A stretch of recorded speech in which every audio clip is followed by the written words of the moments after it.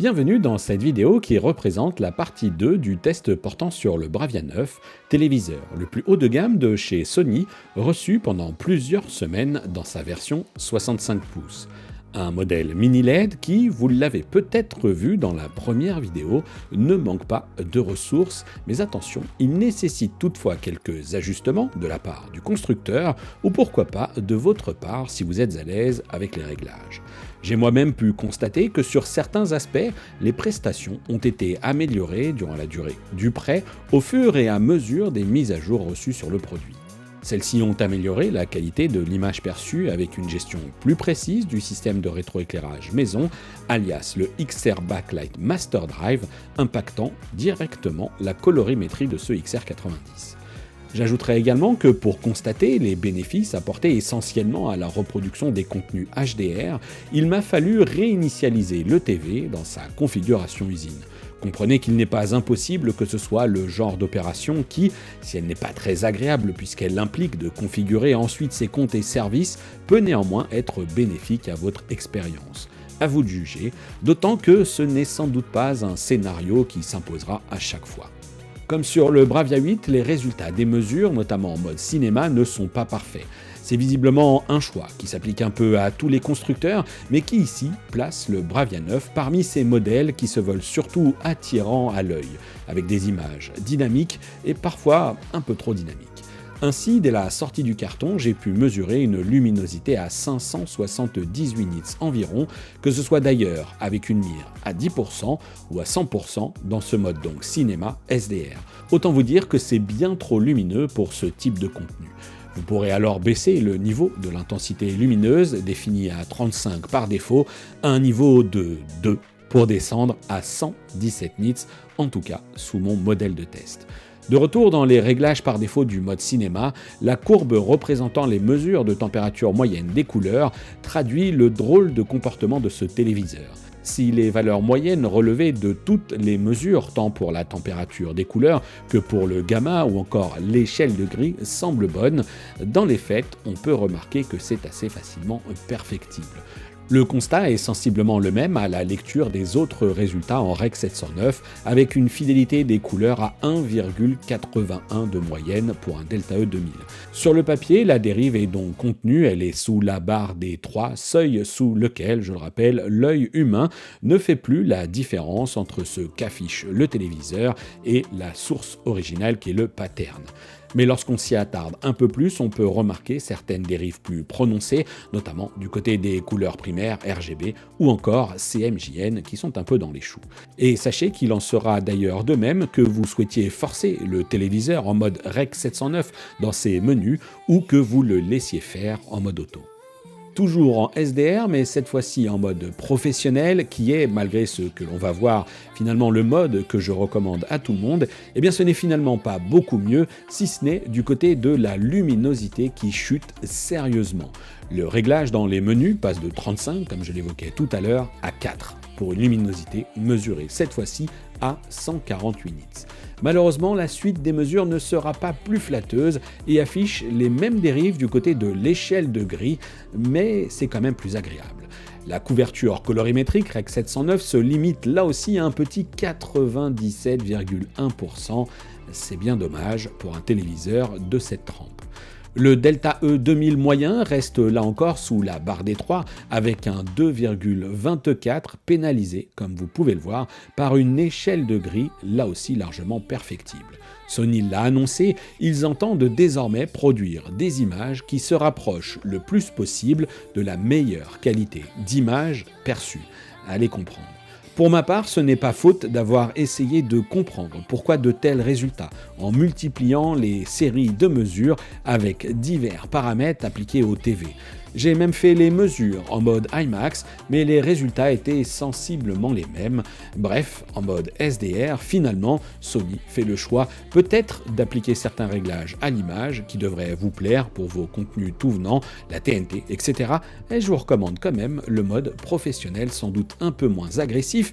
Et si vous préférez une image dynamique, alors vous pourrez aussi opter pour le mode cinéma, quitte à activer non seulement le capteur de luminosité ambiante et capteur de colorimétrie, mais vous pourrez également avoir recours à différents menus pourquoi pas les modes d'économie d'énergie. En HDR, les chevaux sont lâchés, ou plutôt la luminosité explose. Ici, dans le mode cinéma, la mesure de luminosité en fonction de la taille montre le comportement un peu différent des téléviseurs LCD mini LED versus les TV OLED, je le rappelle, avec naturellement une échelle de grandeur un peu différente. Si les valeurs en pic s'annoncent prometteuses pour les prochaines générations de dalles QD OLED ou White OLED, avec d'ailleurs une vidéo sur ces dalles White OLED de 4e génération qui vous attend sur la chaîne et avec un lien en description, le téléviseur LCD mini LED domine la partie lorsqu'il est question d'afficher une mire à 100% avec des performances assez facilement doublées, voire plus. En l'occurrence ici, pour notre Bravia 9, en 65 pouces, il affiche un joli 807 nits dans le mode cinéma HDR. Le pic à 10% reste stable à 2928 nits, faisant tout simplement de ce TV l'un des plus lumineux parmi les 65 pouces que j'ai testés sur la chaîne. Reste que tout ceci n'est pas sans conséquence sur la gestion du tone mapping qui, pour le coup, ne fait pas du tout office de référence sur ce segment des téléviseurs premium. Gérer une telle ressource lumineuse semble poser ici quelques soucis, alors qu'il s'agisse d'un choix délibéré ou non de Sony, notre protagoniste a bien du mal à suivre les courbes de référence. Il en fait trop, avec un drôle de boost entre 80 et 90% sur le processus de test qui semble traduire que les images seront quelque peu cramées. À l'œil et grâce aux mires de test du Blu-ray disc de Spears & Munsell, on peut relativiser le problème, a fortiori dans le mode Dolby Vision.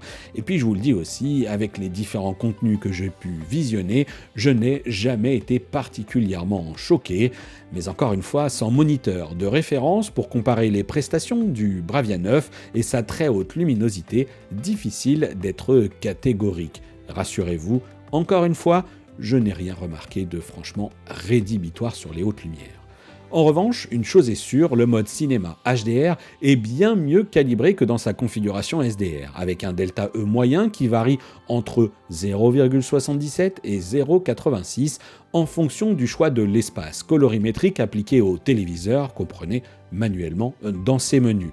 Une très bonne performance du côté de la fidélité des couleurs, mais ce n'est malheureusement pas la disponibilité de cette option du choix de l'espace colorimétrique qui m'aura permis d'atteindre de meilleurs résultats pour le DCI P3 qui ne talonne pas même les 95% et il ne faudra donc pas compter sur le Bravia 9 pour signer un record en BT 2020, en tout cas pas pour l'instant. Comme avec le Bravia 8, c'est en mode professionnel que les choses s'améliorent, tout du moins pour la colorimétrie.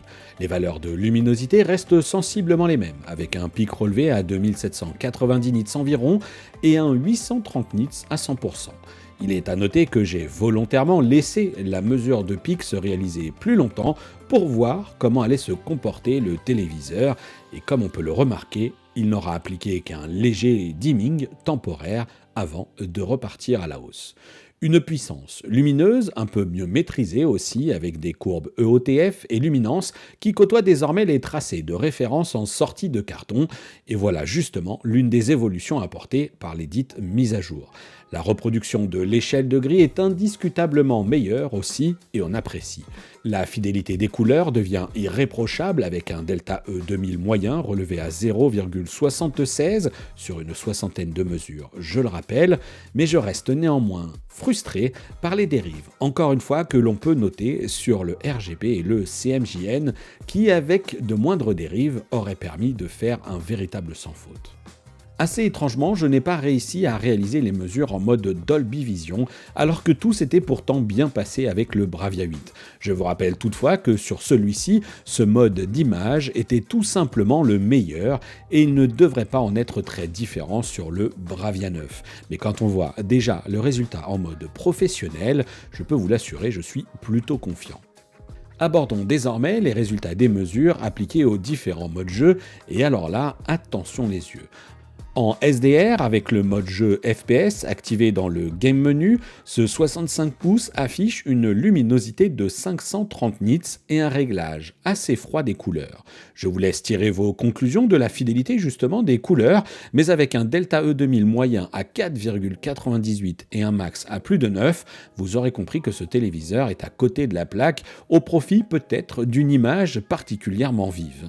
Et ce n'est pas franchement mieux d'ailleurs dans sa variante HDR, avec un Delta E2000 moyen à 3,64 et un blanc à 100% satellisé à 9,31. Voilà qui pourrait traduire tout simplement le souhait de Sony d'en mettre plein les yeux à sa communauté de joueurs. Basculer en mode RTS, toujours dans ce game menu, n'aidera pas à faire une grosse différence, avec une image qui reste à nouveau assez froide et saturée, et si cela peut convenir pour sublimer certains titres, eh bien ça peut aussi créer de la frustration du côté des joueurs les plus exigeants. Pour ma part, le plaisir est resté finalement assez authentique, malgré le fait que je savais déjà que le Bravia 9 en faisait beaucoup trop en HDR, comme en SDR d'ailleurs.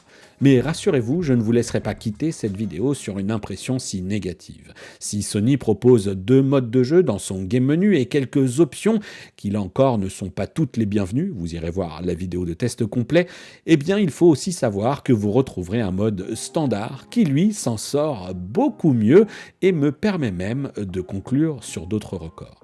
Si la luminosité en SDR baisse quelque peu pour passer de 530 à 507 nits, vous voyez que c'est encore largement suffisant, c'est visiblement surtout au profit d'une image plus chaude qui s'avère aussi plus agréable à l'œil. Le Bravia 9 renoue aussi avec la notion de fidélité des couleurs, avec un Delta E2000 moyen mesuré à 2,73, là encore sur la soixantaine de mesures. En HDR, la performance est même assez remarquable.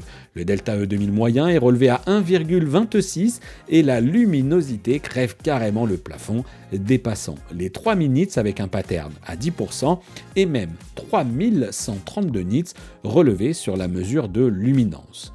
A noter enfin qu'assez étrangement, eh bien le Bravia 9 se comporte mieux ici qu'en mode cinéma. Voilà qui conclut cette vidéo sur les résultats des mesures, avec toutefois une précision.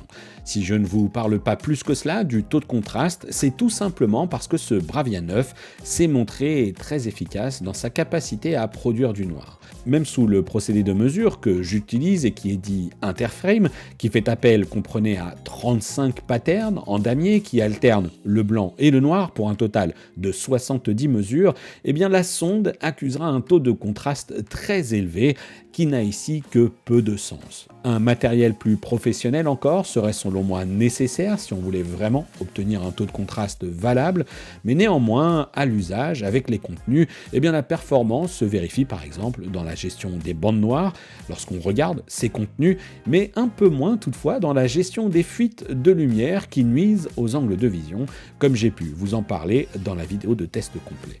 Celle-ci va d'ailleurs désormais s'afficher en fin de cette vidéo, mais le lien est également disponible dans la description. Description où vous retrouverez également des liens d'affiliation si vous le souhaitez, ça ne vous coûtera pas plus cher et je toucherai une petite commission sur vos éventuelles commandes, ainsi que les liens vers le groupe de discussion Discord, mes réseaux sociaux, ou encore, et bien pourquoi pas, une cagnotte Tipeee si vous souhaitez soutenir le travail.